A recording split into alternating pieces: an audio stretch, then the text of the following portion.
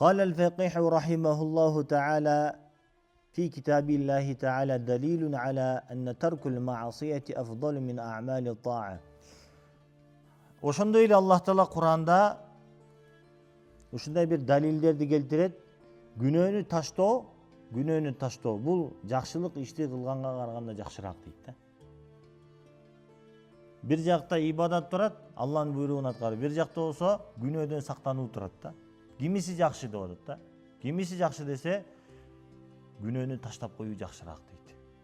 Сооптуу иш кылгандан көрө күнөөнү таштаган бул жакшыраак, Алланын астында даражасы бийигирээк дейт. Эмнеге деп сурай турган болсок, себеби Аллах Таала жакшылык ишти кылгандан кийин ошону акыретке чейин алып келүүнү шарт кылган.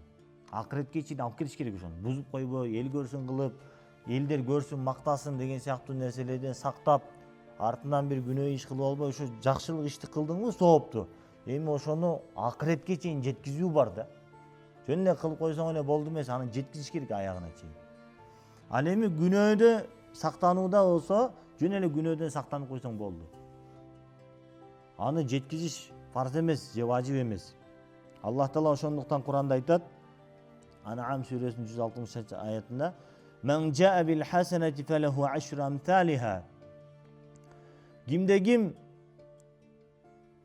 сооптуу ишти алып келе турган болсо акыретке, ага 10 эсе көбөйтүп беребиз дейт Аллах Таала. Сообуну 10 эсе көбөйтүп беребиз дейт. Эгерде ким ошол сооптуу ишти кылып, жакшы ишти алып келе турган болсо дейт.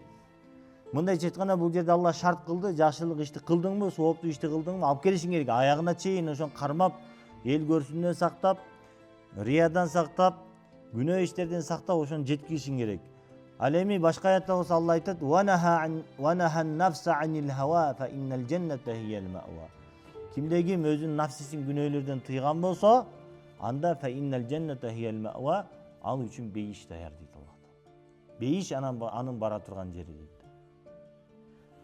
Нафсиңди тыйган болсоң күнөө иштерден, демек болду, сага бейиш вада кылынды. Ал эми жакшылык иш кыла турган болсоң, аны аягына чейин жеткиз. Ошондуктан алымдар айтат, адам бир тандоодун үстүндө турган болсо, жакшылык иш кылсамбы же күнөөдөн сактансамбы деген экөөнүн ортосунда калып калган болсо, күнөөдөн сактаныш зарыл дейт. Күнөөдөн сактанса, бул жакшыраак дейт.